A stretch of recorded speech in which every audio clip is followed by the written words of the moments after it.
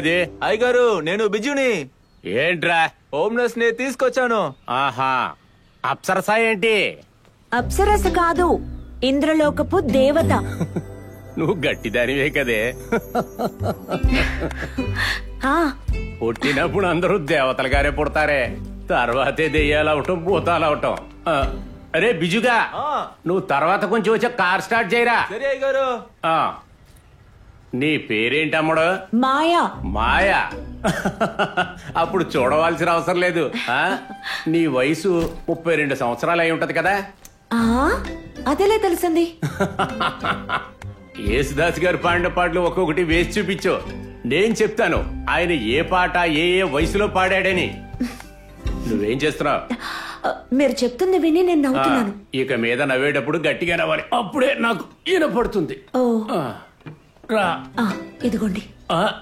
ఇదెందుకే పడైవే, నువ్వే నా చేయి పట్టుకొని తీసుకెళ్ళు. జాగ్రత్తగా. అలాగని నేను ముసలాడైపోయానని నువ్వు అనుకోమాక. నీకు తెలుసా, వయసులో ఉన్నప్పుడు ఎవరు నన్ను చూసి ఇలా నవ్వేవాళ్ళు కాదు, భయపడేవాళ్ళు. అవరా నీ ఊర్లో రాజాలాగుండేవాడిని, రాజాలాగా. నవ్వు కాదు కదా, ఇంత శబ్దం కూడా ఎవరి నోట్లోంటి వచ్చేది కాదు. ఈ సిటీకే నా పేరే అవరాన్ సిటీ. ఎగతాళిగా నవ్వేటప్పుడు గట్టిగా నవ్వక. ఆన్ చెయ్యి. ఎవరు? యాంటోనీ. ఇటు ఇటు. ఏట్రా యాంటనీ, జైలు నుంచి వచ్చినాక అడ్రస్ లేవు? అదే నేను అక్కడికి బయలుదేరే ముందే సిఐ నాకు ఫోన్ చేశాడు. నన్నేదో చూడాలంట. కొత్త కేసా? తెలీదే. అనవసరంగా అన్నింట్లో తలదూర్చక. లేదు, అదిగో వచ్చినట్టున్నారు. మళ్ళీ చేస్తా.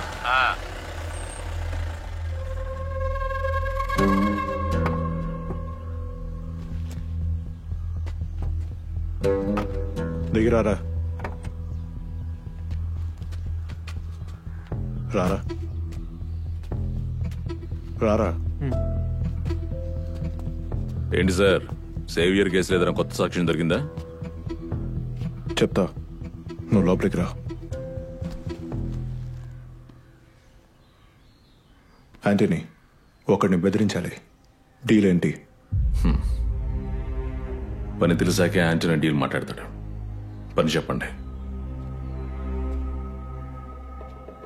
కడంబు కాటు లారెన్స్. పక్క ఊర్లో నేను ఒక స్థలం కొని ఒక రిసార్ట్ కట్టాను. అదెప్పుడు? మనకి ఇవన్నీ తెలియదు సార్. అది నా పేర్లో కాదు, వీడి పేర్లో. వీడే బినామీ జాన్. ఆ లారెన్స్ మన స్థలం మీద కన్ను వేశాడు. దానికోసమే వీడిని ఇలా. ఒకసారి చెప్తే అర్థం కదా మీకు? అన్నా, నేను రిజర్వేషన్ చేసుకునే వచ్చాను. ఏం చేసినా ప్రయోజనం లేదు. అన్నా ప్లీజ్ ప్లీజ్ ప్లీజ్ ప్లీజ్. అరా, ఇక్కడేం ప్రాబ్లం చేయకండి. నిన్న ఇక్కడ రిసార్ట్ నడపకూడదని చెప్పి లారెన్స్ గారు చెప్పారు కదా. రిసార్ట్ మాత్రమే కాదు, బడ్డీ కొట్టు కూడా పెట్టలేవు. అర్థమైందా? ఎక్కువ ప్రాబ్లం చేస్తే పోలీసులను పిలుస్తాను. అయ్యా, ఎక్కడొద్దు, వాడిని ఫ్యాక్టరీకి తీసుకురా.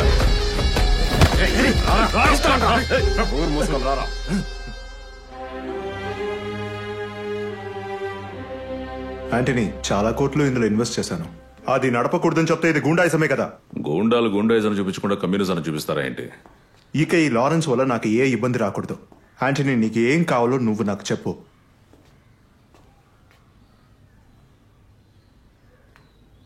మీకు కుమరగతిలో 3 హౌస్ బోట్స్ ఉన్నాయిగా, అందులో ఒక దాని మీద వచ్చే ఆదాయం మొత్తం నాకు రావాలి. అదొచ్చి మీకు సమ్మతం అనుకుంటేనే నాకు వచ్చి చెప్పండి. ఆలోచించడానికి ఏం లేదు, మీ ఇష్టం. సమ్మతం.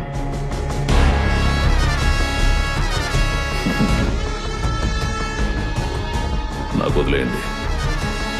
Thank you.